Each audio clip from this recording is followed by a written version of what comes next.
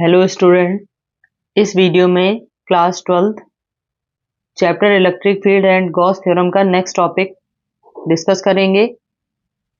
तो यहाँ पर किसी भी इलेक्ट्रिक डाइपोल को जब इलेक्ट्रिक फील्ड में रखा जाता है तो वो डाइपोल रोटेट हो जाता है, और जब डाइपोल रोटेट होता है तो उस पर एक टॉर्क लगता है, और इस टॉपिक में उसी टॉर्क को कैलकुलेट करेंगे।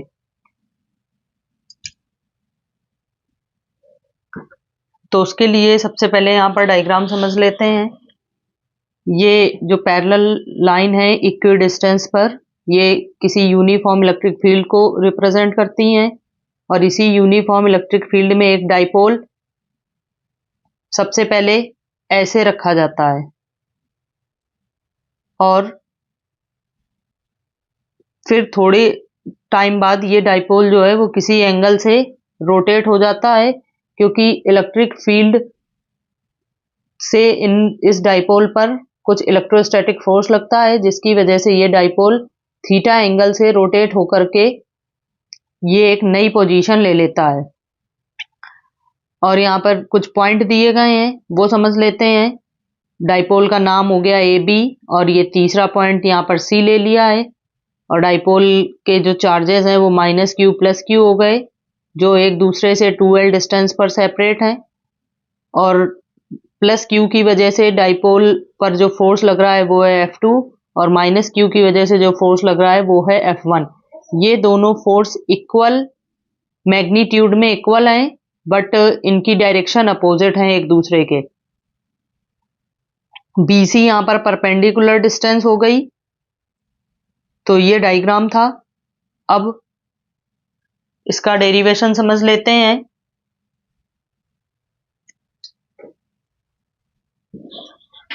क्योंकि यहाँ पर दो फोर्स लग रहे हैं, तो सबसे पहले उनको थोड़ा सा बता देंगे। Since forces F1 and F2 at different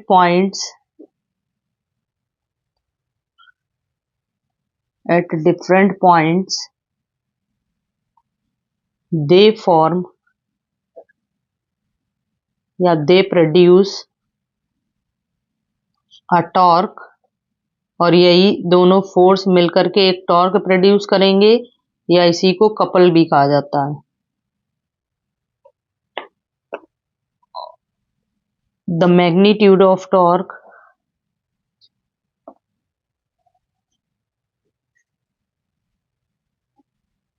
is given by, torque जो है वो कैलकुलेट किया जाता है। टॉर्क का फॉर्मूला होता है torque is equal to magnitude of either force, क्योंकि यहाँ पर दो फोर्स हैं, दोनों में से किसी भी एक फोर्स का मैग्नीट्यूड लेना है, और उसमें परपेंडिकुलर डिस्टेंस से मल्टीप्लाई करा देना है, तो आ जाएगा टॉर्क।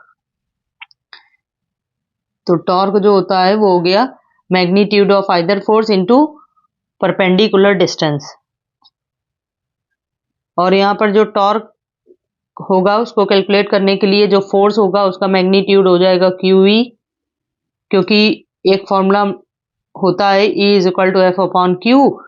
यहाँ से फोर्स निकाला जाता है तो हो जाता है QE, और ये फोर्स का मैग्नीट्यूड यहाँ पर लिया जाएगा। और परपेंडिकुलर डिस्टेंस डायग्राम से थी BC। अब डायग्राम से इसी परपेंडिकुलर डिस्टेंस BC को कैलकुलेट करना है। इसको इक्वेशन 1 डाल देंगे। अब देखना है थोड़ा सा डिस्टेंस परपेंडिकुलर जो BC है उसको कैसे सॉल्व करेंगे। तो उसके लिए ये राइट एंगल ट्रायंगल जो ABC है, इसको लेकर के इसमें साइन थीटा लगा देंगे, और साइन थीटा होता है परपेंडिकुलर अपॉन हाइपोटेनियस। तो यहाँ से परपेंडिकुलर हो जाएगा BC, हाइपोटेनियस हो जाएगा AB, और यहाँ से BC निकल के आ जाएगा, और उसी BC की वैल्यू यहाँ पर रख करके टॉर्क सॉल्व करके निकालना है। तो इसका जो सॉल्यूशन है वो समझ लेंगे। In triangle ABC sin theta is equal to perpendicular upon hypotenuse, is equal to B C upon A B. तो यहां से हो जाएगा B C is equal to A B sine theta, और डायग्राम में ए बी जो है वो डाइपोल की जो डिस्टेंस है 2l वो होगी। तो यहां से बी सी की वैल्यू आ जाएगी 2l sine theta. Then from equation 1 B C की वैल्यू इक्वेशन 1 में यूज करेंगे तो हमें मिलेगा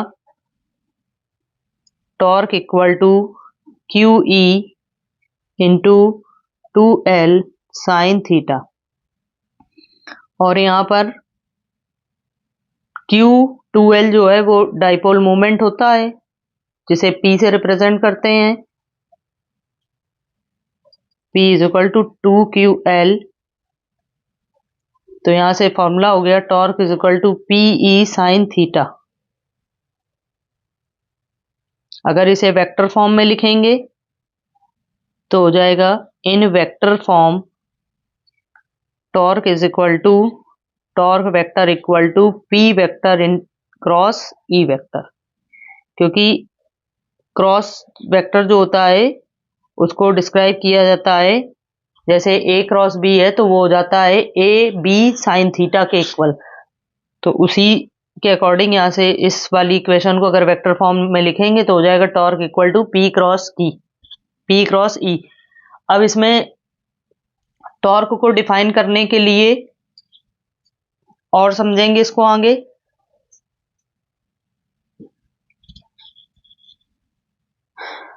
अगर थीटा 90 डिग्री ले लिया जाए और E की वैल्यू 1, देन टॉर्क जो होगा वो डाइपोल मोमेंट के इक्वल होगा, और इसी से इलेक्ट्रिक डाइपोल मोमेंट के इक्वल हो जाने से टॉर्क को डिफाइन किया जा सकता है। और इसकी डेफिनेशन ये भी लिख सकते हैं, electric dipole moment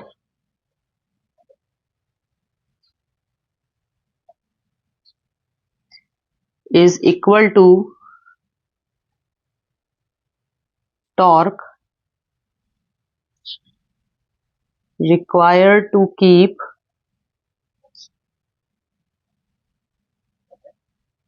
the dipole perpendicular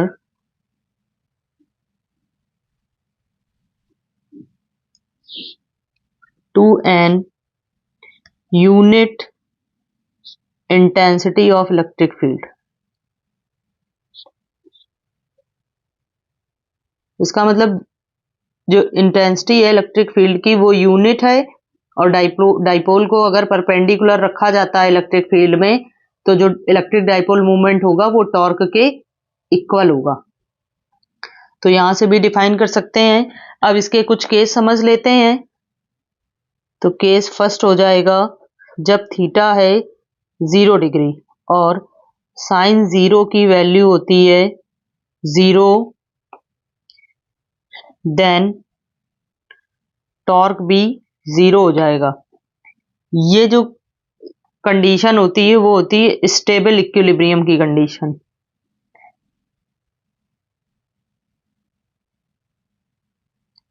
मतलब इस थीटा 0 डिग्री के लिए जो टॉर्क है वो इक्विलिब्रियम में है और स्टेबल पोजीशन में है।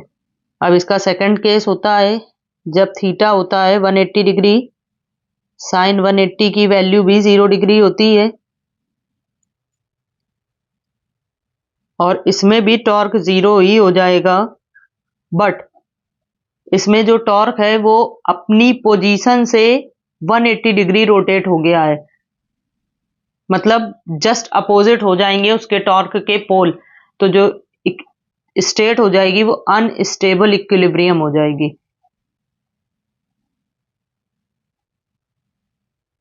और लास्ट एक और है, जब थीटा है 90 डिग्री तो साइन 90 की वैल्यू होती है 1,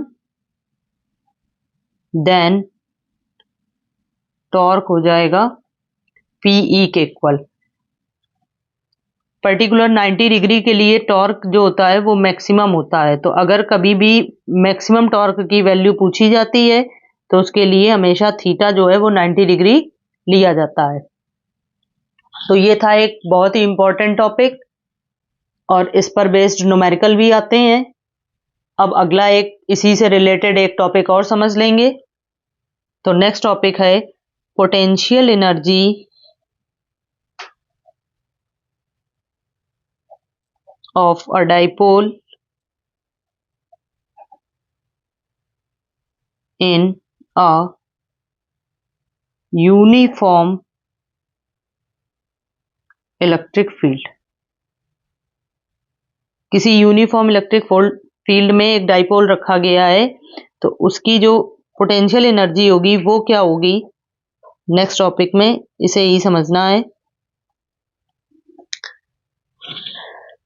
तो डाइपोल को इलेक्ट्रिक फील्ड में किसी भी उसकी डायरेक्शन चेंज करना या उस डाइपोल को रोटेट कराने के लिए एक एक्सटर्नल एजेंट होता है जिसके द्वारा कुछ ना कुछ वर्क डन किया जाता है, तभी ये डाइपोल इलेक्ट्रिक फील्ड में रोटेट होगा या अपनी डायरेक्शन को चेंज करेगा।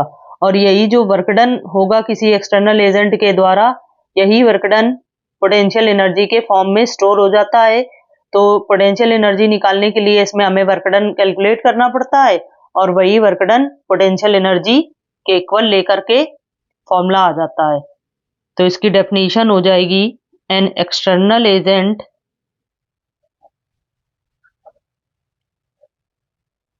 has to do work done has to do work to change the direction of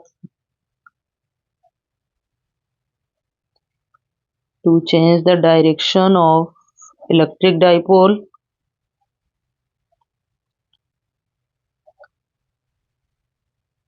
this work done is stored in the form of potential energy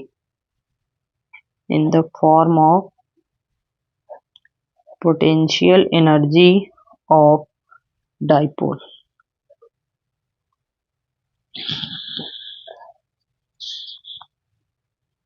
तो उसके लिए torque अभी जो सॉल्व करके निकाला है उस फॉर्मूले का ई यूज कर लेंगे और फिर उसी की हेल्प से वर्क डन निकालेंगे। Torque is given by torque is equal to P E sine theta. अब यहां पर कंसीडर करेंगे कि जो डाइपोल है वो एक स्मॉल एंगल डी थीटा तक रोटेट हो रहा है, तो उस डी थीटा एंगल रोटेट होने के लिए एक स्मॉल वर्क डन करेगा डी डब्ल्यू और उस डी डब्ल्यू से उसका टोटल वर्क डन निकाला जाएगा। तो यहां कंसीडर कर लेते हैं let d W is the amount of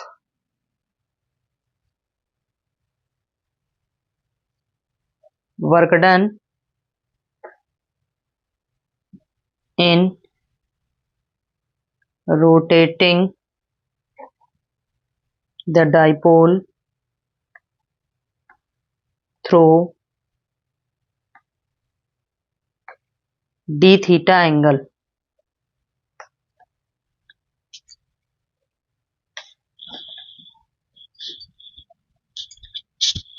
तो हो जाएगा d W is equal to torque d theta. Work done होता है फोर्स इंटू डिस्प्लेसमेंट और यहाँ पर रोटेशनल मोशन की वजह से वर्क डन जो होगा वो टॉर्क इंटू एंगुलर डिस्प्लेसमेंट के इक्वल होगा। तो अब यहाँ पर टॉर्क की वैल्यू पुट कर ली जाएगी और इसे सॉल्व किया जाएगा। On putting the value of torque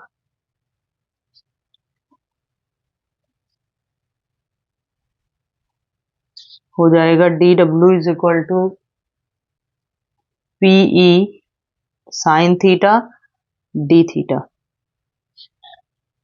और अगर डाइपोल जो है वो थीटा 1 से थीटा 2 पोजीशन पर रोटेट कर रहा है तो इसका टोटल वर्क डन हो जाएगा if dipole is rotated from theta 1 to theta 2, then its total work done is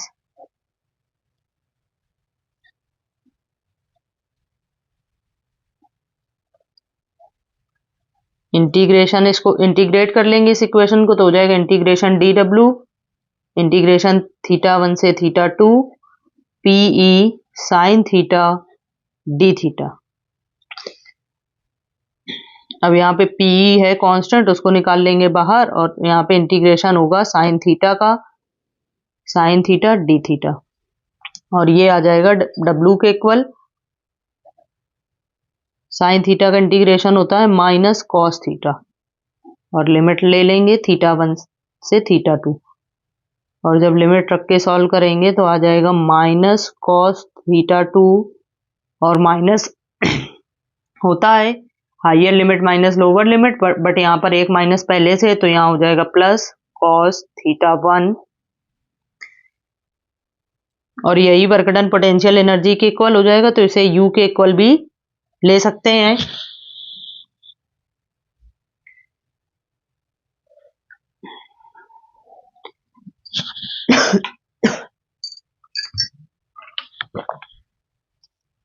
अगर डाइपोल अपनी इक्विलिब्रियम पोजीशन से थीटा एंगल रोटेट करता है तो पोटेंशियल एनर्जी का फॉर्मूला हो जाएगा if dipole is rotated from its equilibrium position through theta, तो हो जाएगा θ1 हो जाएगा 0 डिग्री, क्योंकि इक्विलिब्रियम पोजीशन के लिए लेना है, और θ2 हो जाएगा यहाँ से थीटा। देन पोटेंशियल एनर्जी आ जाएगी PE cos 0 की वैल्यू होती है 1, तो हो जाएगा 1 माइनस कॉस थीटा। ये आ गया पोटेंशियल एनर्जी का फॉर्मूला, और इसमें भी कुछ केस हैं तो वो समझ लेंगे। अगर थीटा 90 डिग्री है देन कॉस 90 की वैल्यू होती है 0, सो पोटेंशियल एनर्जी यहां से आ जाएगी PE के इक्वल। सेकंड केस हो जाएगा अगर थीटा है 180 डिग्री देन कॉस 180 होता है -1,